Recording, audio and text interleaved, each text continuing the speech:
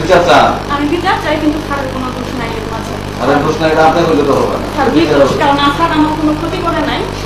জামালপুরের যে ডিসি, তার গোপন প্রেমিকা, তাকে আজকে তার প্রশাসনিক কার্যালয়ে দেখা যায়। হঠাৎ করে তিনি আসেন এবং এতে তিনি অজ্ঞান ছিলেন। সেখানে তার সহকর্মীদের সহযোগিতার মাধ্যমে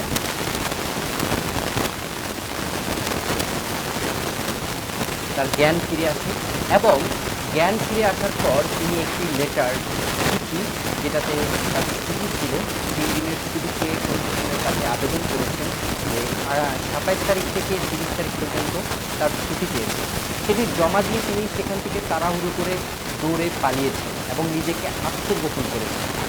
আপনারা জানেন যে এই সানজিদা যখন ঘটনাটি ঘটে, তারপর তার ফোন নম্বরে অনেকবার ট্রাই করেও কিন্তু তাকে পাওয়া যায়নি। এমনকি তার যে বাসায় তিনি থাকতেন সেই বাসায় তাকে খুঁজে পাওয়া যায়। তিনি রীতিমতো আত্মগোপনে ছিলেন। কিন্তু হঠাৎ করে আজকে সাংবাদিকেরা তাকে পাওয়ার পর বিভিন্ন রকম প্রশ্ন করতে থাকেন এবং এক পর্যায়ে তার কাছে জানতে চাওয়া হয় মূল ঘটনাটা কী ছিল। তিনি সেখানে বলেন যে তার স্যারের কোনো অপরাধ ছিল না, তার স্যার কোনো দোষী নয়। তাহলে ওইদিকে আমাদের জামালপুরের ডিসি সাহেব তিনি বলেছেন যে এই ঘটনাটি একটু সাজানো, এই ঘটনায় তিনি ছিলেন না। কিন্তু এদিকে সানজিদা, যার সাথে ঘটনাটি হয়েছে, তিনি বলছেন স্যার কোনো দোষী নয়। আমরা কি কেউ বলেছি স্যার দোষী? আর আমরা কি কেউ সেখানে বলেছি যে স্যার তাকে জোর করে এই ধর্ষণ করেছে? আমরা তো কিছু বলিনি।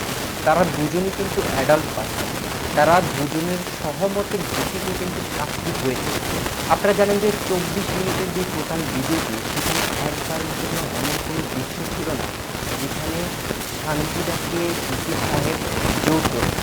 তাদের দুজনের সহমতের ভিত্তিতে যা হওয়ার তাই করেছে। আপনাদেরকে একটা কথা বলি, সেই কথাটি হলো সানজিদা যে রুমের ভিতরে ডিসি স্যারের সাথে ব্যাপারগুলো হয়েছে, সেটা ছিল ডিসি স্যারের কনফারেন্স রুম, মিনি কনফারেন্স রুমকে তিনি তার রেস্ট হাউস বানিয়েছেন। সেখানে সেই রুমের চাবি হয়তো বা ডিসি স্যারের কাছে থাকবে, কিন্তু সেই চাবিটি অথবা সেখানে তো সবার পারমিশন থাকে না যাওয়ার। সেখানে সানজিদা কীভাবে গেল?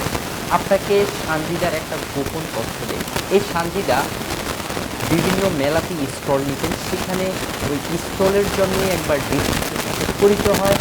সেই স্টল ভাড়া নিতে গিয়ে ডিসি স্যার তার জৈবন দেখে হয়তো বা প্রেমে পড়ে যায়।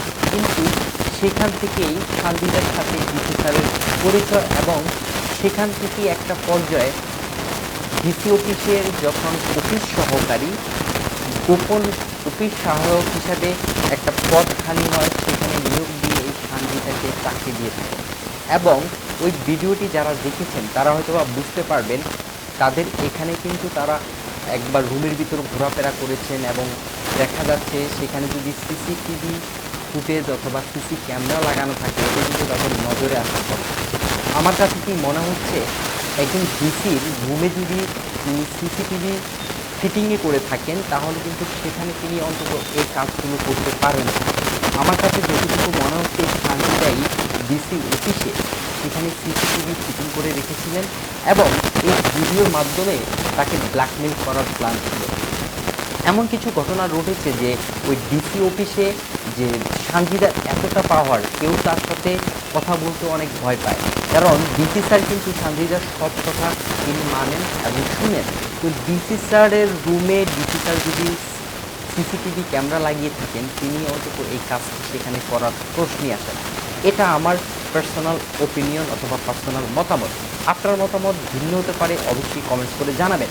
কিন্তু আমি জানতে চাচ্ছি, আমি বলতে চাচ্ছি, একজন ডিসি যিনি একটা জেলার নিয়ন্ত্রণ করেন, যেখানে মানুষের সেবা দিয়ে থাকেন, যেখানে সাধারণ মানুষ থেকে শুরু করে ওই এলাকার ওই অঞ্চলের প্রশাসনিক কাজগুলো তিনি দেখে শুনে থাকেন, কিন্তু তার হাতে এত পাওয়ার থাকার পর একজন ডিসি কীভাবে তার রেস্ট হাউসে একজন অফিস সহায়ক অথবা অফিস সহকর্মী তাকে কিভাবে তার রুমে আসতে দেয়?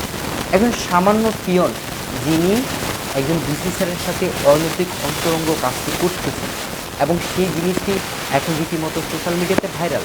আপনারা জানেন যে ডিসি স্যারকে, জামালপুরের যে ডিসি স্যার ছিলেন, আপনার আহমেদ কবির তাকে কিন্তু ওএসডি করা হয়েছে। ওএসডি মানে হলো যে সেখান থেকে তাকে ট্রান্সফার করে আপনার মন্ত্রণালয়ের সচিব করা হয়েছে এবং তিনি এখন সেখানকার ডিসি নয়, তিনি এখন প্রশাসনিক মন্ত্রণালয়ের সচিব। তো এই প্রশাসনিক মন্ত্রণালয়ের সচিব তিনি কিন্তু আছেন, তার কিন্তু চাকরি চলে যায়নি।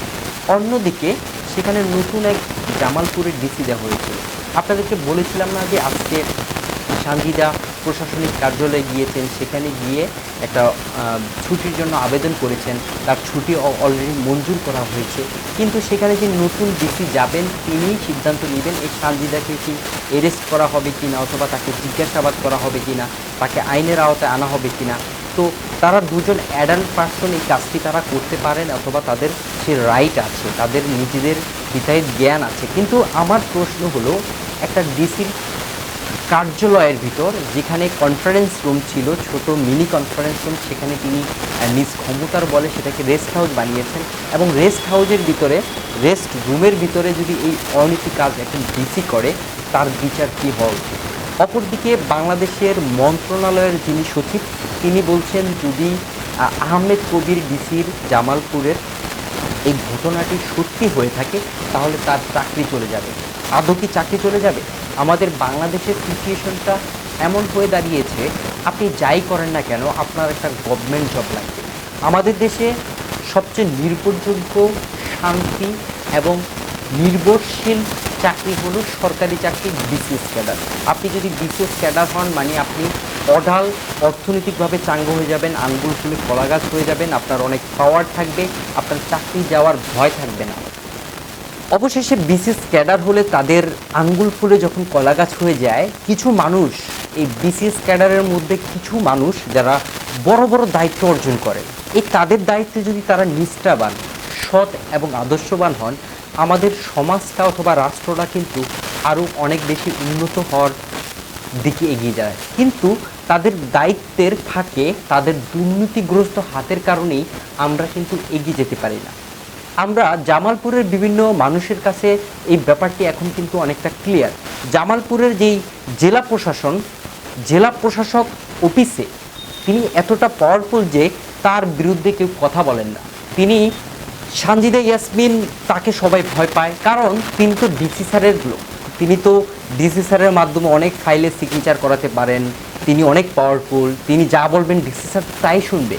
তো এই ডিসি স্যারকে ব্ল্যাকমেল করে, অথবা ডিসি স্যার যদি না জেনে থাকে এই ক্যামেরা কীভাবে হয়েছে, তাকে তো অবশ্যই সেই ব্যাপারটি নিয়ে ব্ল্যাকমেল করা হয়েছে। আপনাদের মতামত কী?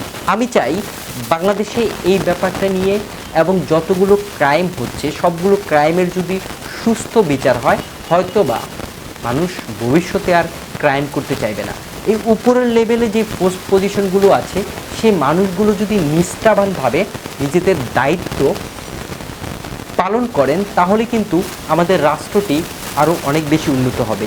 তো আপনারা যারা দেখছেন, আপনারা অনেকেই ভাবছেন ডিসি স্যারের দোষ, আবার অনেকে ভাবছেন সানজিদার দোষ। এই সানজিদাকে রাস্তা থেকে হিসাব করতে গেলে তুলে নিয়ে ডিসি অফিস সহকারীর চাকরি দিয়েছেন, যেটা হলো ডিসি স্যারের একান্ত সহযোগী পিয়ন। তিনি অফিসের বিভিন্ন কাগজপত্র এগিয়ে দিবেন, বিভিন্ন নিচের লেভেলের চাকরি, যেখানে এই মেয়েটিকে চাকরি দিয়েছেন এবং এই মেয়েটি স্যারের হয়তো বা দুর্বলতার সুযোগ নিয়ে ভিডিও করে ব্ল্যাকমেল করে সারা জীবনের জন্য তার নিজ দায়িত্ব থেকে সরিয়ে তার সানজিদার নিজের কাগজপত্রগুলো সাইন করাতে চেয়েছেন। এটি হয়তো বা সানজিদার মূল কারণ ছিল ওই সিসিটিভির ভিডিও করার পিছনের প্রধান উদ্দেশ্য। আমি ব্যক্তিগতভাবে চাই এটি যদি ডিসি স্যারের আরও কোনো দুর্নীতি থেকে থাকে সেটির সঠিক বিচার হোক এবং সমাজের চোখে যাতে ব্যাপারটি ক্লিয়ার হয়ে যায়। আর অপরদিকে যে অফিস সহায়ক যেই সানজিদা ইয়াসমিন, তাকেও যেন পুলিশ গ্রেপ্তার করে এবং সঠিক বিচারের মাধ্যমে তাকেও যেন আইনের কাছে নিয়ে আসা হয়, আইনের মাধ্যমে তাদের বিচার হয়। সমাজে এমন খারাপ মেয়ে অথবা এমন খারাপ ব্যক্তিত্ব যেন নতুন করে তৈরি না হতে পারে। আপনারা যারা ভিডিওটি দেখছেন অবশ্যই ভিডিওটি সম্পর্কে কমেন্টস করবেন, মতামত দিবেন। আর আপনাদেরকে নতুন একটি প্রমোশন করছি, যে প্রমোশনটি হলো আমার এক ছোট ভাই, সে ধাঁধার ভিডিও তৈরি করে, তার ধাঁধা স্কুল নামে একটি ইউটিউব চ্যানেল আছে, যেটার লিঙ্ক আমার ইউটিউব ভিডিওর ডিসক্রিপশন বক্সে থাকবে। আপনারা ইচ্ছা করলে সেখান থেকে ঘুরে আসতে পারেন, নতুন নতুন ধাঁধা সম্পর্কে জানতে পারেন, আর তাকে ভালো লাগলে চ্যানেলটিকে সাবস্ক্রাইব করতে পারেন।